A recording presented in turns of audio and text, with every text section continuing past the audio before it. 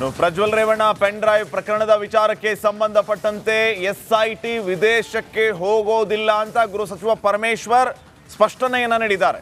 ಅಂದ್ರೆ ಎಸ್ಐಟಿ ಅಧಿಕಾರಿಗಳು ವಿದೇಶಕ್ಕೆ ಹೋಗೇನೆ ಪ್ರಜ್ವಲ್ನ ಅರೆಸ್ಟ್ ಮಾಡ್ತಾರೆ ಅನ್ನುವಂತಹ ವಿಚಾರ ಇತ್ತು.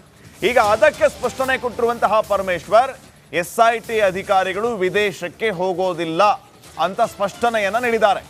ಪ್ರಜ್ವಲ್ ಬಂಧನಕ್ಕೆ ಈಗಾಗಲೇ ಬ್ಲೂ ಕಾರ್ನರ್ ನೋಟಿಸ್ ಅನ್ನ ಜಾರಿ ಮಾಡಿಯಾಗಿದೆ. ಇಂಟರ್ಪೋಲ್ನವರು ನಮಗೆ ಮಾಹಿತಿಯನ್ನ ಕೊಡ್ತಾರೆ.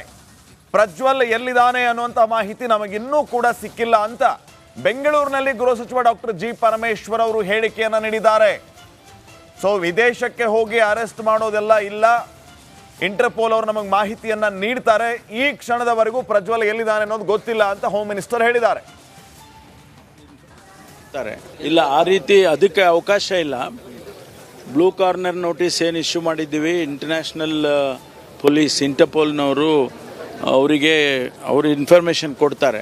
ಯಾವ ರೆಸ್ಪೆಕ್ಟಿವ್ ಕಂಟ್ರಿಯಲ್ಲಿ ಅವರು ಐಡೆಂಟಿಫೈ ಆಗ್ತಾರೆ, ಅವರಿಗೆ ತಿಳಿಸ್ತಾರೆ. ಆಮೇಲೆ ನಮ್ಮ ಏಜೆನ್ಸಿಗಳಿಗೂ ಗೊತ್ತಾಗುತ್ತೆ, CBI ಗೊತ್ತಾಗುತ್ತೆ, ಅದರ ಮೂಲಕ ನಮಗೆ ಗೊತ್ತಾಗುತ್ತೆ.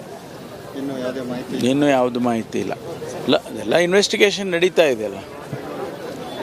ಇನ್ವೆಸ್ಟಿಗೇಷನ್ ನಡೆಯುವ ಸಂದರ್ಭದಲ್ಲಿ ನಾವು ಯಾವುದೇ ವಿಚಾರಗಳನ್ನು ಸಾರ್ವಜನಿಕ ವಲಯಕ್ಕೆ ಹೇಳೋಕ್ಕಾಗೋದಿಲ್ಲ. ಆದ್ದರಿಂದ ಇನ್ವೆಸ್ಟಿಗೇಷನ್ ನಡೀತಾ ಇದೆ. ಇಲ್ಲ, ಆ ರೀತಿ ಅದಕ್ಕೆ ಅವಕಾಶ ಇಲ್ಲ.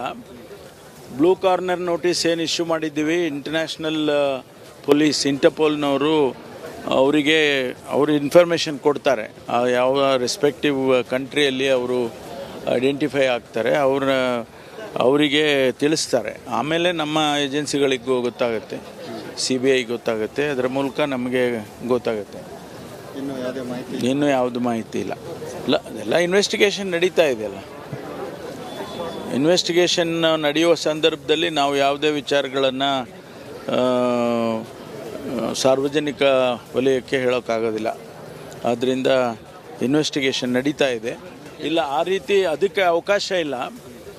ಬ್ಲೂ ಕಾರ್ನರ್ ನೋಟಿಸ್ ಏನು ಇಶ್ಯೂ ಮಾಡಿದ್ದೀವಿ, ಇಂಟರ್ನ್ಯಾಷನಲ್ ಪೊಲೀಸ್ ಈ ಎಲ್ಲ ವಿಚಾರಗಳಿಗೆ ಸಂಬಂಧಪಟ್ಟಂತೆ ಮತ್ತಷ್ಟು ಮಾಹಿತಿಯನ್ನು ನೀಡ್ತಾರೆ ನಮ್ಮ ಹಾಸನ ಪ್ರತಿನಿಧಿ ಕುಶ್ವಂತ್. ಈಗ ನೇರ ಸಂಪರ್ಕದಲ್ಲಿ ಕುಶ್ವಂತ್, ಈ ಪ್ರಕರಣಕ್ಕೆ ಟ್ವಿಸ್ಟ್ಗಳ ಮೇಲೆ ಟ್ವಿಸ್ಟ್ಗಳು ಸಿಗ್ತಾ ಇರೋದು ನಾವು ಗಮನಿಸ್ತಾ ಇದ್ದೀವಿ. ಪ್ರೀತಮ್ ಗೌಡ ಆಪ್ತರು ಇಬ್ಬರನ್ನ SIT ವಶಕ್ಕೆ ಪಡೆದಿರೋದು, ಇವರ ಹಿನ್ನೆಲೆ ಏನು ಎತ್ತ, ಇವರ ವಶ ಪಡೆದಿರೋದ್ರಿಂದ ಮತ್ತೆ ಯಾವ ರೀತಿಯ ಟ್ವಿಸ್ಟ್ ಈ ಒಂದು ಪ್ರಕರಣಕ್ಕೆ ಸಿಗಬಹುದು?